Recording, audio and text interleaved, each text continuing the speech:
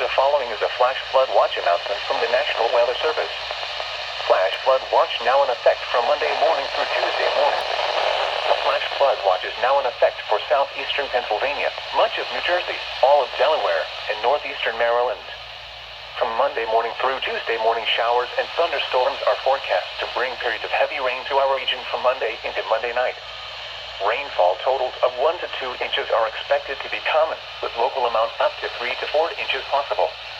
There is the potential for flooding along small streams and creeks, on roadways, and in areas of poor drainage. A flash flood watch means that there is the potential for flash flooding, which can be life-threatening.